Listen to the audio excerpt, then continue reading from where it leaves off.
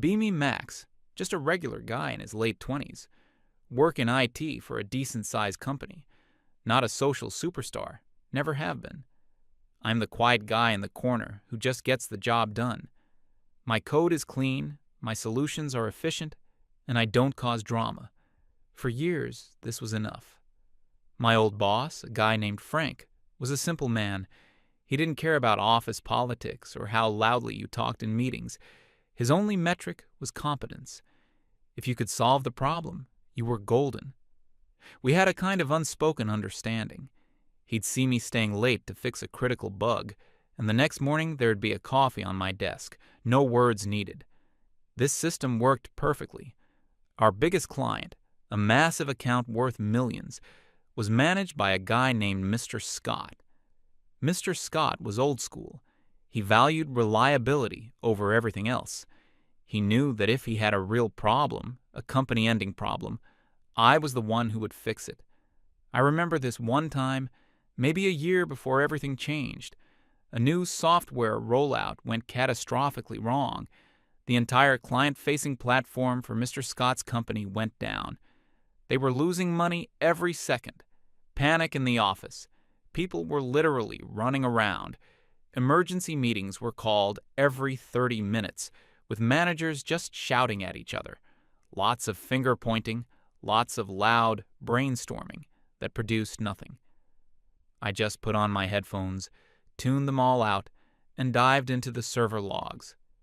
For hours, I just sat there, tracing lines of code, looking for the one thing that everyone else missed.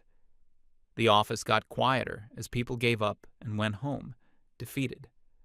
Around 2 a.m. I found it, a single misplaced character in a core configuration file, a tiny mistake that had brought the whole system to its knees. I fixed it, ran a dozen tests to be sure, and pushed the patch. The system came back online. Everything was stable. I wrote a short 2-sentence email to my team and Frank, explaining the issue and confirming the fix. Then I packed my bag and went home. The next morning, I came into that familiar coffee on my desk. Frank just walked by and gave me a quiet nod. That was his version of a parade. A few minutes later, an email popped up. It was from Mr. Scott himself. The subject line was just, "Thanks." The body of the email was one line. "Max, you're a lifesaver, again." That's all I ever needed. Respect for the work. That was my world. It was logical, it was fair, and it made sense. Then, Frank announced his retirement. We threw him a small party. He shook my hand and told me to keep up the good work. And then came the email from HR, announcing our new department head. Her name was Skylar. The email was full of corporate buzzwords. Dynamic, synergistic, paradigm-shifting leadership. I didn't think much of it. A new boss is a new boss. As long as the work gets done, it doesn't matter. I was so wrong. Skylar's first day, she called a mandatory team meeting. She walked in with a blindingly white smile and an energy that felt completely artificial. She launched into a long speech. It wasn't about our projects, our clients, or our technology. It was about reimagining the workplace. She talked about deconstructing the old patriarchal frameworks of communication. She said her goal was to create a psychologically safe space where every voice is heard and amplified. I just sat there, waiting for her to get to the point. What were our goals for the quarter? What was the status of the Scott account upgrade? But she never got there. She kept talking about unconscious bias and the need for active vocal participation. Then she started going around the room, asking everyone to introduce themselves and share their personal truth about the workplace. My colleague, Karina, went first. Karina was always more of a talker than a doer. She was an expert at sounding busy and important in meetings. She immediately latched onto Skylar's vocabulary. She talked for 5 minutes straight about how empowering it was to have a leader who values emotional labor, and how she felt seen. Skylar was beaming, nodding enthusiastically. "Yes, Karina, Thank you for sharing that. This is exactly the kind of open dialogue we need. Then it was my turn. I kept it simple. I'm Max. I'm a senior developer. I primarily handle the technical side of the Scott account. Nice to meet you. I thought that was fine. It was factual and professional. Skylar's smile tightened just a little. Okay, Max, but how do you feel about your role? Are you excited to contribute to our new team dynamic? I was caught off guard. I'm focused on doing a good job. The work is challenging, and I like that. She just stared at me for a few seconds. The room was silent. Right, she finally said, and moved on. But I could tell I'd already failed some kind of test. That meeting set the tone for everything that followed. The very next week, Skylar introduced mandatory morning check-ins. Every single day, we had to sit in a circle and share our emotional state and our intentions for collaborative success. It was a nightmare. It was an hour of wasted time every single day. Karina, of course, excelled at this. She would talk about feeling a little anxious about a deadline, but so grateful for the team's supportive energy. She'd praise Skylar for her transformative leadership that allowed her to be vulnerable. Skylar would eat it up. Thank you for that vulnerability, Karina. That's true strength.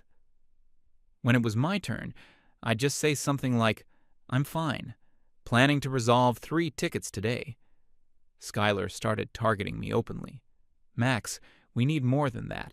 Your brevity can come across as dismissive. It's important that you share your feelings with the team. Your silence creates an unsafe environment for others who want to be open. I tried to explain that I'm just a quiet person, that I express myself through my work. She cut me off. That's a very outdated and, frankly, problematic viewpoint. It comes from a place of masculine emotional suppression. We're trying to build a healthier culture here. The rest of the team just stared at their laps. No one wanted to get in the line of fire. It just got worse from there. She started critiquing my emails. I've always written very direct, concise emails. She called me into her office and showed me one I sent to the team. Subject: Server patch complete. The patch is live. No issues found. She told me this email was aggressive and cold. She showed me an email from Karina on the same topic from a week before. Karina's email was 5 paragraphs long, filled with exclamation points, smiley faces, and apologies for the tiny disruption the server maintenance might have caused. Skylar told me, "See? This is how you communicate. It's warm, it's considerate. It shows you care about the team's feelings." I told her that my email conveyed the necessary information in 5 seconds, while Karina's took 5 minutes to read and said the same thing. Her face went cold. Your focus on pure efficiency is a symptom of toxic masculinity, Max. People are not machines. You need to start considering the emotional impact of your communication style. It was like living in a different reality. My entire career was built on being clear, efficient, and reliable.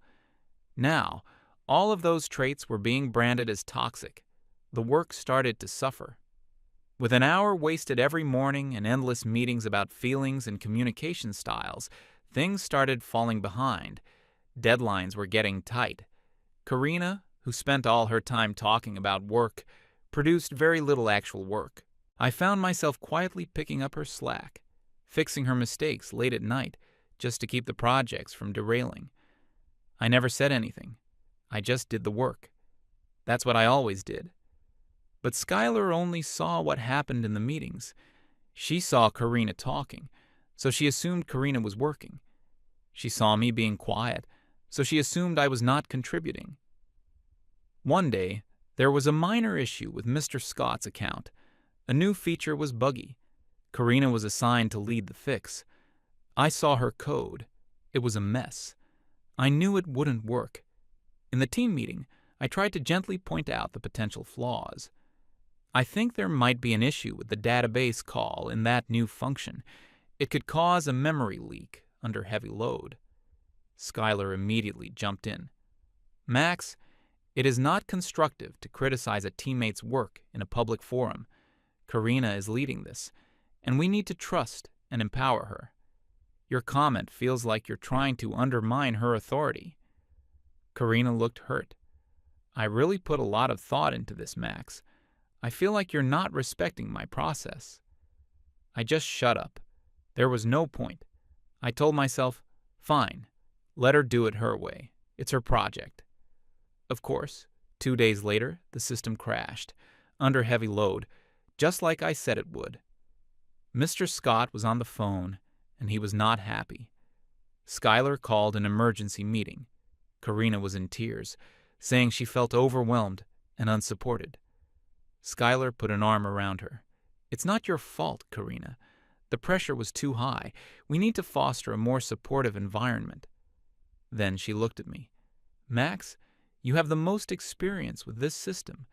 Why didn't you foresee this and offer more proactive support to Karina?" I was stunned. "I did. I warned you about the memory leak in the meeting 2 days ago." Skylar shook her head. "No, you made a critical comment. You didn't offer a collaborative solution. There's a big difference. You saw a teammate struggling and chose to let her fail to prove a point. That's not how we do things here." I felt a rage building inside me, something I hadn't felt in years, but I just pushed it down. I said nothing. I just said, "I'll fix it." I stayed up all night, again, rewriting Karina's code from scratch. I fixed the bug, optimized the feature, and deployed it. The next morning, the system was running perfectly. I sent a simple status update. "The bug on the Scott account is resolved." A few weeks later, Skylar called me into her office for a one-on-one performance review. I sat down across from her desk. She had a serious expression on her face. She started by telling me that my technical skills are adequate. Then came the but. "But your soft skills are severely lacking. You are perceived as unapproachable, negative, and not a team player. You consistently fail to contribute to our team culture." She pulled out a list. "You don't participate actively in morning check-ins. You send blunt emails. You publicly critique your colleagues instead of offering support. You seem to think that just doing your technical tasks is enough, but it's not." I tried to defend myself. "Skylar, my performance has always been measured by the quality of my work. Mr. Scott has never had a single complaint about my technical solutions. I've closed more critical tickets than anyone else on the team." She held up a hand to stop me. "You keep bringing up Mr. Scott. That relationship is a relic of the old boys club culture we are trying to move past. It's not healthy for one client to be so dependent on one person. It's a systemic risk." She leaned forward, her voice becoming soft and condescending, like she was explaining something to a child. "Max, I know change can be hard, especially for men who are used to a system that rewards stoicism and lone wolf behavior. But the world is changing. The workplace is changing. To succeed here, you need to learn to be more open, more vulnerable, more collaborative. You need to do the emotional work, not just the technical work." I just sat there, listening to this complete nonsense. She was describing a world that had nothing to do with building software and solving problems. It was a world of performance art, where saying the right words was more important than getting the right results. I realized in that moment that I could not win. There was no logical argument that could break through her ideology. My competence, my greatest asset, was now my biggest liability in her eyes. I just nodded. "I understand. I'll try to do better." It was a lie, but it was the only way to end the conversation. I walked out of her office feeling completely drained. I went back to my desk and looked at the project board. Karina had been assigned as the project lead for the next major phase of the Scott account upgrade. I was listed under her as technical support. I knew right then that this was going to end in a disaster, and I knew that when it did, she would find a way to make it my fault. For the next month or so, I tried to play their game. In the morning meetings, I would make up some fake feeling. I'm feeling optimistic about our progress today. I started adding useless pleasantries to my emails. Hi team, hope you're having a great day. Just wanted to share a quick update. It felt disgusting. Every word was a betrayal of who I was.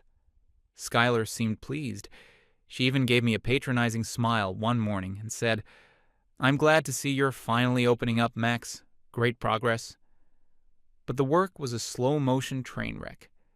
Karina was in charge, but she had no idea what she was doing. She would design features that were technically impossible. She would promise deadlines to Mr. Scott that were completely unrealistic. I would try to raise these issues, but I'd do it in the approved Skylar way. "That's a really creative idea, Karina. I'm just wondering if we might face some challenges with the database latency. Perhaps we could brainstorm some alternative approaches?" But it didn't matter.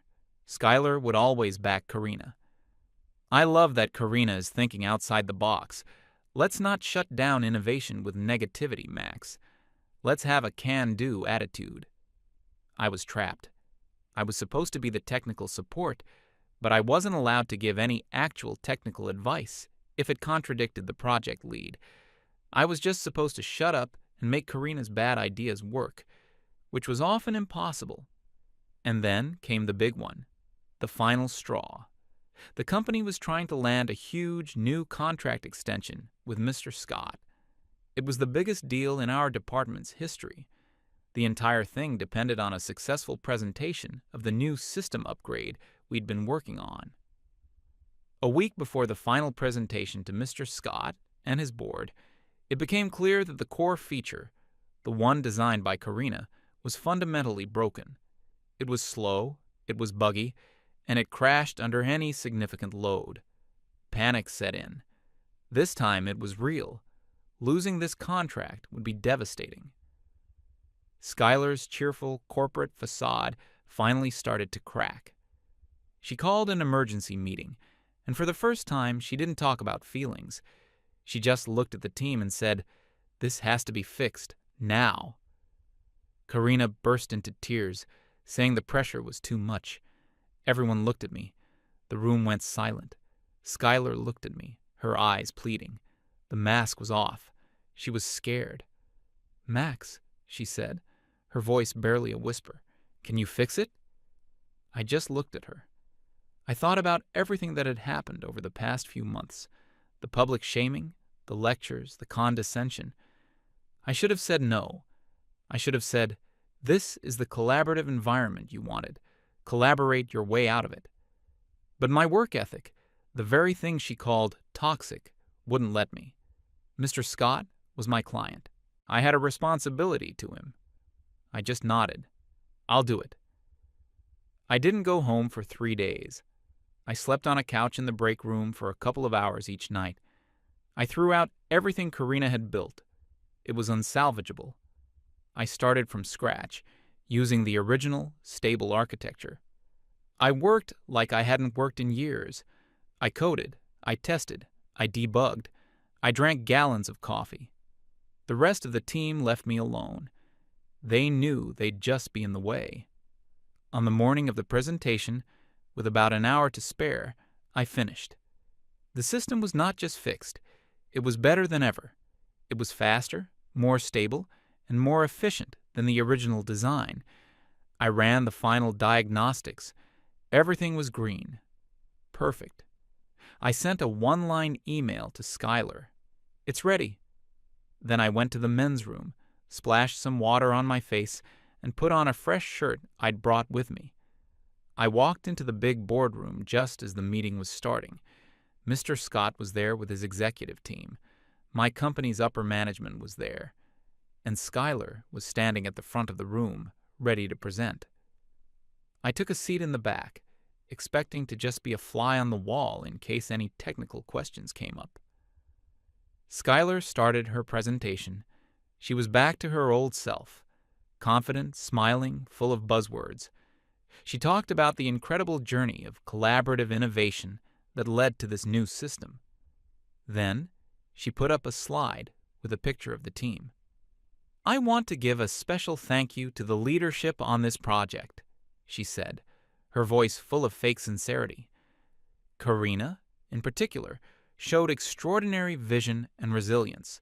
Her leadership was the driving force that got us through the challenges and delivered this incredible product. I just stared. I couldn't believe what I was hearing. She continued, Karina worked tirelessly day and night to bring her innovative design to life. She is a true role model for leadership in this company. She then went on to demo the system. My system, the one I had just spent 72 hours of my life building from nothing. She clicked through the features flawlessly. Everything worked perfectly. Mr. Scott and his team were visibly impressed. My own managers were beaming. At the end of the presentation, the room broke into applause. Mr. Scott stood up and shook Skylar's hand. Incredible work. Truly impressive. Skylar just smiled and said, It was a total team effort, but the credit really belongs to Karina's brilliant leadership. Karina, sitting near the front, was blushing and looking humble. No one looked at me. No one mentioned my name. It was as if I didn't exist. I wasn't angry. I wasn't sad. I felt nothing. Just a profound, hollow emptiness. In that moment, watching them all celebrate the work I had done while completely erasing me from the narrative, something inside me just switched off. I stood up quietly and walked out of the room. No one noticed. I went back to my desk. I didn't smash my keyboard. I didn't shout. I just sat down, opened a browser, and went to the website of a competitor who had been trying to recruit me for the past year. I found the email from their headhunter. I wrote a simple reply. Regarding your previous offer, is it still on the table? I'm interested. Then I opened a new document, and I started typing my resignation letter. I hit send on the email to the competitor. A feeling of calm washed over me. It wasn't happiness, not yet. It was just quiet. The inner turmoil had stopped. My resignation letter was short and professional. It didn't mention Skylar or Karina or the presentation. It just stated my intention to leave, effective in 2 weeks, as per my contract. I attached it to an email, addressed it to Skylar and HR, and clicked send without a second's hesitation. For the rest of the day, I worked methodically. I started documenting everything, every system I had built, every custom script I had written. I laid out the architecture of Mr. Scott's entire platform with detailed notes and warnings about potential pitfalls. I knew no one would be able to understand it, least of all Karina, but I did it anyway. It was professional. It was the right thing to do. Skylar didn't come to my desk. She didn't call me into her office. She just sent a one-word reply to my resignation, acknowledged. It was clear she was happy to see me go. I was the rock in her shoe, the one piece that didn't fit into her perfect collaborative puzzle. The next morning, she made the announcement at the daily check-in. Her voice was full of artificial brightness. Team, I have some news. Max has decided to pursue other opportunities and will be leaving us in 2 weeks. We wish him all the best in his future endeavors. She then immediately pivoted. This is a wonderful opportunity for us to grow. It opens the door for others to step up into leadership roles. Karina will be officially taking full ownership of the Scott account. I have the utmost confidence in her ability to lead it with the collaborative spirit our team values. Everyone mumbled some polite good lucks in my direction. They all knew what was really happening, but no one was going to say it. They had their own jobs to protect. Karina looked both thrilled and terrified, the lead on the company's biggest account. It was what she always wanted. The 2 weeks that followed were surreal. It was like watching a ghost of myself in the office. I was there, but I wasn't. Skylar and the others treated me with a kind of polite indifference.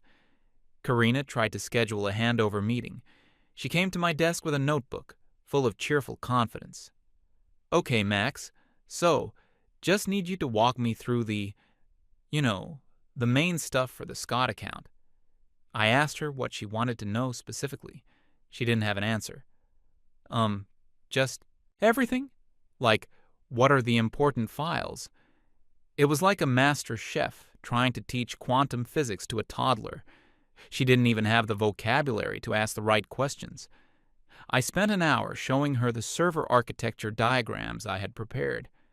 Her eyes just glazed over. She was nodding and smiling, but she wasn't understanding a single word. She was more interested in things like, "What's Mr. Scott's assistant's name again? I want to send her a welcome basket." I gave her the documentation. It was over 200 pages long. I told her, "Everything you need is in here. Read it. Memorize it. If you deviate from it, the system will break." She just laughed. "Wow, that's a lot. I'm sure I'll figure it out. I'm more of a hands-on, people-person learner anyway." I knew then, with absolute certainty, that they were doomed. The morning meetings became even more unhinged. With me, the negative energy, on my way out, Skylar doubled down on her methods. They spent one entire hour-long meeting discussing what color the new inspirational posters for the office should be. I just sat in the back, silent, counting down the hours. On my last day, I cleaned out my desk. It didn't take long. I never kept much personal stuff at work. I left the stack of documentation in the center of the desk, along with my security badge and my laptop. A few people came by to shake my hand quietly, whispering things like, "Good luck, you're doing the right thing." Skylar did a final, performative goodbye in front of the team.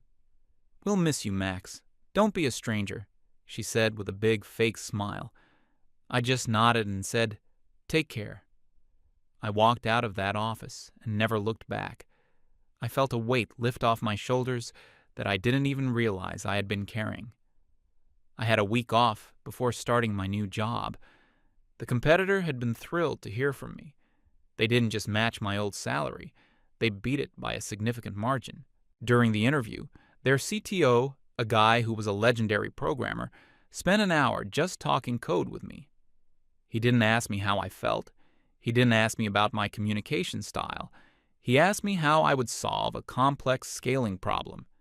It felt like coming home. I spent my week off decompressing. I went hiking. I read books. I didn't think about work at all.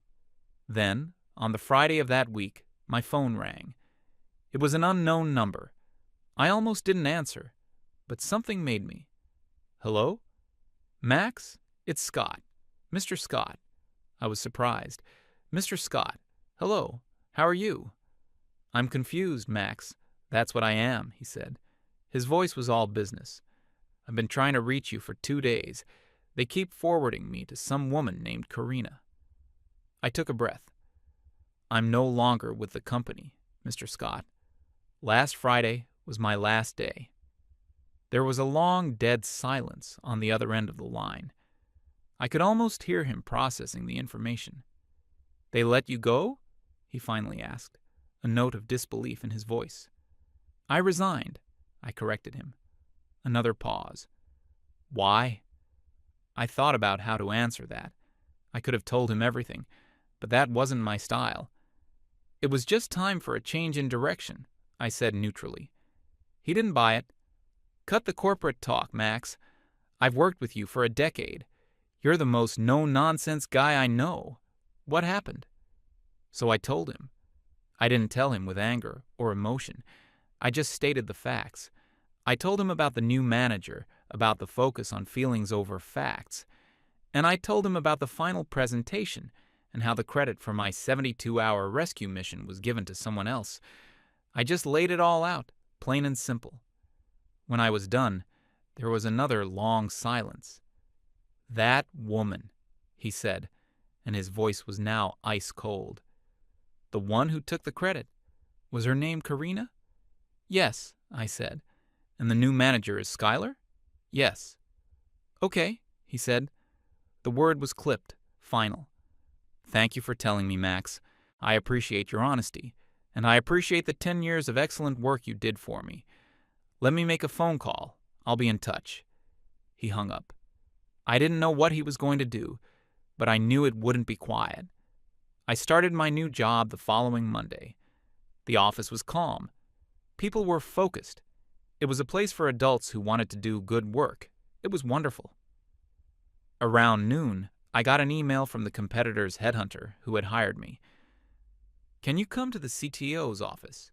We have a potential new client who specifically asked to speak with you." I walked into the CTO's office. He was on a video call on the big screen. The face on the screen was Mr. Scott.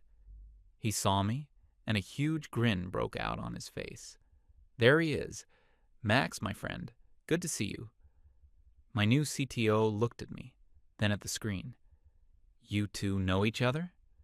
Mr. Scott chuckled. "Know him? This man has single-handedly saved my company from collapsing at least 3 times. I was just telling your boss here that I've decided to move my business, all of it." He looked me right in the eye through the camera.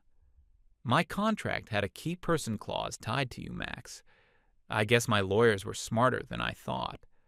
When you left, the contract was breached. I've officially terminated my agreement with your old company this morning." I was speechless. I had no idea about any clause like that. Mr. Scott continued. "I told them exactly why. I told them that I'm in the business of results, not feelings, and that my business is going wherever Max goes. So, the question is, does your new company want to take on a very large, very loyal new client?" My new CTO was looking at me with a mix of shock and amusement. He smiled. "Well, if he's good enough for you, Mr. Scott, he's good enough for us. We would be honored to have your business." The rest of the day was a blur of meetings. Lawyers, accountants, project managers. By the end of the day, the deal was in motion. One of the biggest client transfers in the industry. Later that week, I got a text from an old colleague. It was a link to a news article in a local business journal. The headline was about my old company's stock taking a massive hit after the unexpected loss of their largest client. The article quoted an anonymous inside source who described the management of the department as a toxic environment where appearances were valued more than competence. My friend added a message below the link. It was chaos here. When Mr. Scott pulled the contract, the CEO came down to our floor personally. He walked into Skylar's office, and they had a shouting match for 20 minutes. We could hear everything. "She was trying to blame me," my friend's text continued. "She was saying I wasn't a team player, that I was a disruptive element. The CEO wasn't having it. He told her he didn't care about buzzwords. He cared about the millions of dollars she just lost. They fired her on the spot. Security walked her out. She was crying. She had to carry her stuff out in a box." I read the message and felt a strange sense of closure. It wasn't about revenge. It was about balance. The world had been turned upside down, and now it was righting itself. The final text from my friend read, "Karina tried to take over the system after you left. She crashed the staging server within an hour. They reassigned her to writing the company newsletter. LOL." I put my phone down. I looked around my new office. It was quiet. The only sound was the clicking of keyboards, the sound of people working, solving problems, building things. My new boss walked by and put a coffee on my desk. He just smiled and gave me a quiet nod. No words needed. I took a sip. It was good coffee, and for the first time in a very long time, I smiled. A real smile. The work was all that mattered. It always had been.